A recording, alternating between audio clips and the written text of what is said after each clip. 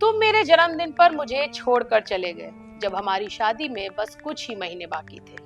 मैं आज भी समझ नहीं पा रही कि ऐसा क्यों हुआ।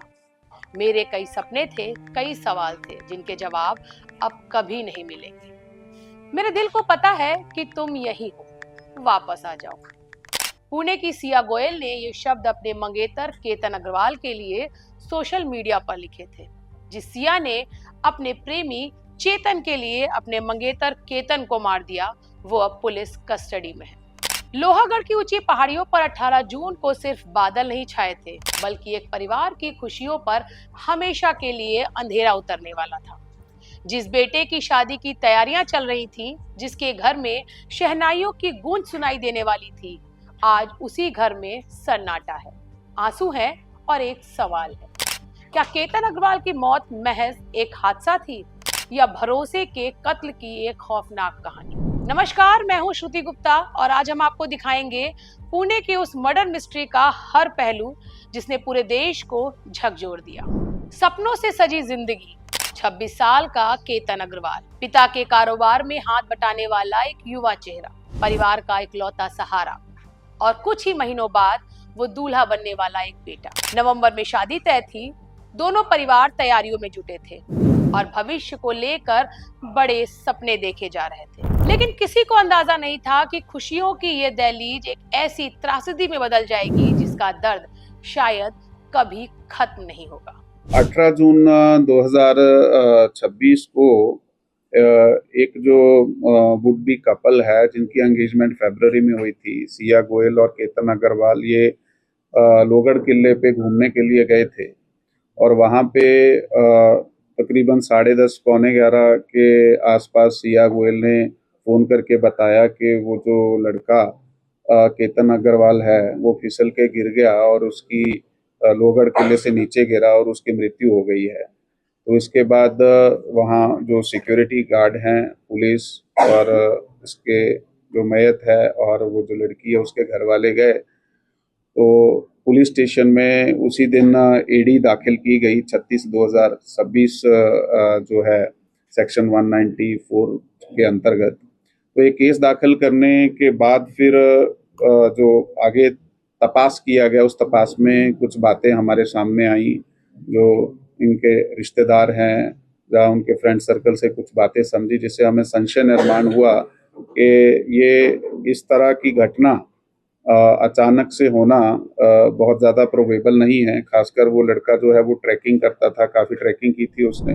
18 जून और आखिरी सफर। 18 जून की सुबह लोहागढ़ का किला, जन्मदिन से पहले जश्न का एक छोटा सा कार्यक्रम। पुलिस के मुताबिक केतन अपनी मंगेतर और कुछ अन्य लोगों के साथ वहां पहुंचे थे। कुछ देर बाद ही खबर आई कि फोटो खिंचवाते समय केतन का पैर फिसल गया और वो गहरी खाई में गिर गए। खाई इतनी गहरी थी, इसका अंदाजा आप लगा सकते हैं कि 400 फीट गहराई मापी जा रही। रेस्क्यू टीम पहुंची, घंटों की मशक्कत के बाद शव बाहर निकाला गया। एक परिवार का संसार उजड़ गया। उस वक्त हर किसी ने इसे एक दर्दनाक हादसा माना, लेकिन कहानी यही नहीं खत्म हुई। कहा जाता है कि माँ बाप का दिल कई बार वह महसूस कर लेता है जिसे दुनिया नहीं देख पाती। केतन के परिवार को इस हादसे की कहानी पर भरोसा नहीं हुआ। पुलिस अधिकारियों के अनुसार परिवार और दोस्तों ने कहा कि केतन एक अनुभवी ट्रैकर थे और इतनी आसानी से उनका संतुलन बिगड़ना असामान्य लग रहा था। इन्हीं संदेहों के बाद जांच का दायरा बढ़ाया गया और फिर फोन रिकॉर्ड, तकनीकी सबूत, सीसीटीवी फुटेज, इन सब ने मामलों को एक नई दिशा दे दी। पुलिस का दावा और जांच की दिशा। पुणे पुलिस का आरोप है कि एक पूर्व नियोजित साजिश थी जिसमें केतन की मंगेतर और उसके एक परिचित की भूमिका की जांच की जा रही है। दोनों को गिरफ्तार किया गया और मामले की जांच जारी है। कुछ रिपोर्ट में दावा किया गया कि घटना से पहले कई मुलाकातें और फोन कॉल्स हुए थे, जिनकी जांच पुलिस कर रही है। हालांकि इन सब तथ्यों की अंतिम पुष्टि न्यायिक प्रक्रिया के बाद ही होगी। याद रखिए, आरोप गंभीर है, लेकिन अंतिम सत्य अदालत के फैसले से ही तय होगा। जरा कल्पना कीजिए, जिस बेटे की शादी के कार्ड छपने वाले हों, उसके लिए परिवार सपने बुन रहा हो, उसी बेटे की अर्थी को कांधा देना पड़े। रिपोर्ट के अनुसार केतन के पिता ने कहा कि अगर रिश्तों को लेकर कोई असहमत थी तो उसे बताया जा सकता था। एक जिंदगी खत्म करने की जरूरत ही नहीं थी। ये शब्द सिर्फ एक पिता की पीड़ा नहीं, बल्कि उस परिवार का दर्द है जिसने अपने किसी अपने को अचानक ही खो दिया। सिया और केतन की ये कहानी सिर्फ एक कथित हत्या की जांच नहीं है, यह भरोसे, रिश्तों और संवाद की अहमियत की कहानी भी है।